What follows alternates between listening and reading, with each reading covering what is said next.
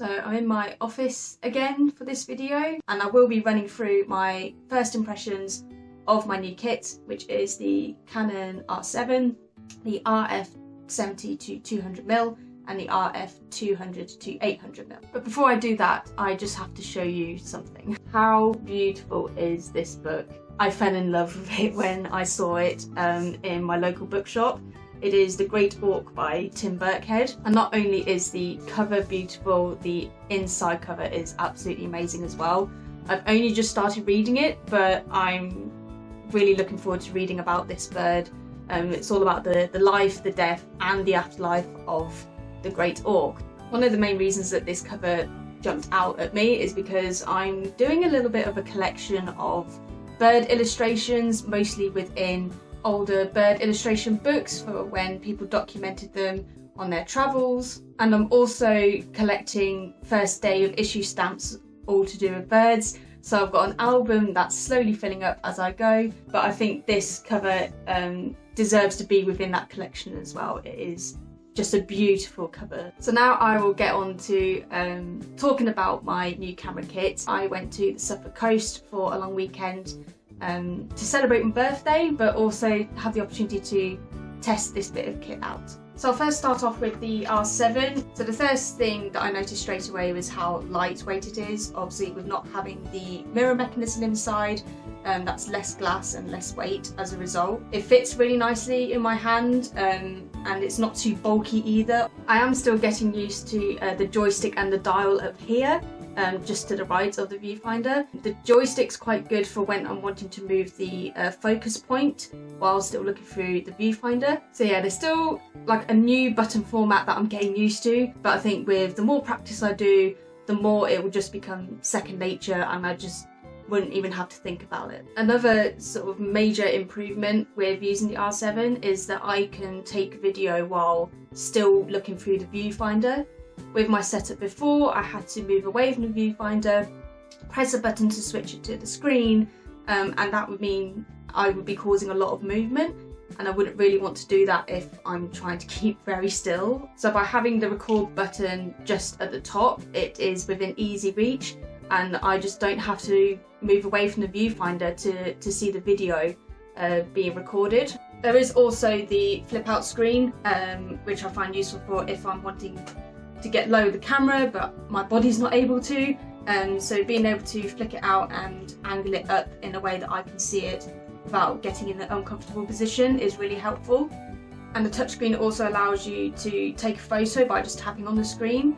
I'm not really fussed about it, but there is an option to change that in the settings. I'm finding that I can take so many more shots a second, which is a big step up for me. You know, I was used to shooting 4 shots a second, whereas with the R7 I've got the option to do either 15 or 30 shots a second.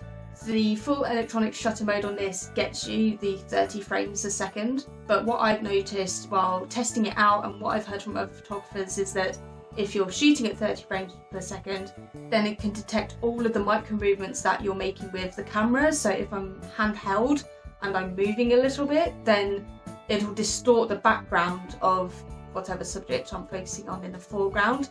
And this is more obvious when you're going through the images. You can see that there's like distortions either in the land behind or tree trunks or tree branches. They just look a little distorted going from each picture as you're viewing them. But by putting it to the first curtain mode, it gets me 15 frames a second, which is still a big step up from what I was using before.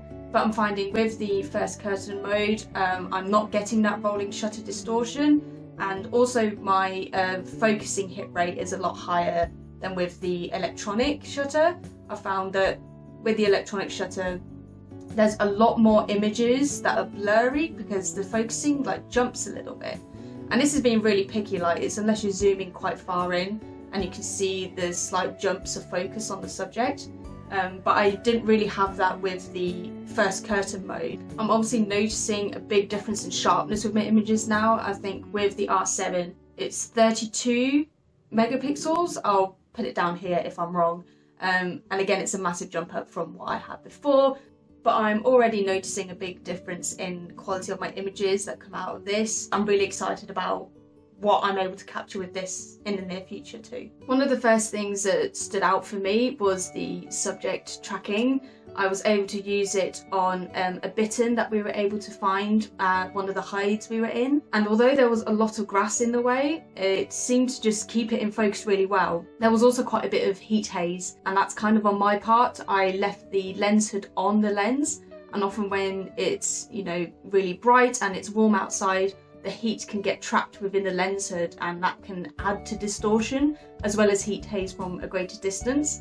So I will remember, if I'm ever in that situation again, to remove the lens hood. I'm still having to get used to not use the back button focus or the shutter button to like focus up before I take a shot. The subject tracking is doing all of that for me, and as well as filming the bittern, it also worked really well on a siskin that I found that was bathing at the water's edge within a wooded area. And again, although there was quite a lot of twigs and things in the way, the subject tracking did a really good job of keeping the bird in focus, and that enabled me to get some really nice video shots as well as some photographs of the bird as well. So while over on the Suffolk coast, I was able to test out both of these lenses. The 200 to 800, I cannot get over how far this reaches. When I was sitting in one of the hides that was overlooking like a big expanse of water, reasonable distance between me and these birds. Most of them were black-headed gulls and herring gulls, and there was a few shell ducks and shovelers around. I was amazed at the reach that this can give, and because the R7 is a cropped sensor, I'm getting even more reach. And again, the video and the photo quality, even from such a long distance, is simply amazing.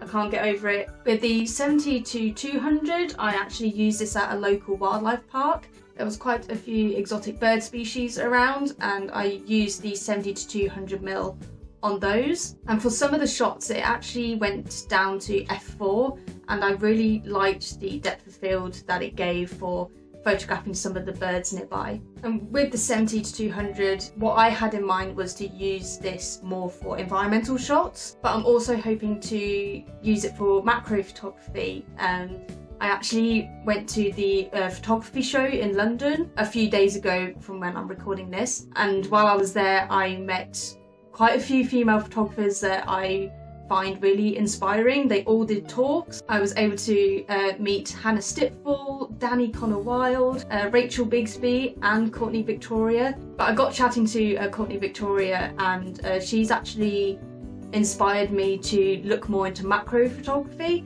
So I think this will be a good experimentation for the 70 to 200. And I also bought a close-up lens filter, which I'm going to attach to this. So yeah, I'm really excited to try that out, and I got some really good advice from Courtney and the other photographers as well for how I want to develop my work and just dabbling a little bit more into different genres. So I would have shown a few videos and photos throughout this video, but I'll round this video out with some more footage and some more shots that I took with the R7 and the two lenses, both on my trip to Suffolk, and also I was able to film and photograph some of the short-eared owls over the last couple of weeks. So I hope you enjoyed this video. If you'd like me to create another one where I can go a bit more in depth about the different features that I'm currently using and what I'm finding helpful for shooting and photographing wildlife, then let me know. And with that, hopefully I shall see you all again soon out in the field somewhere.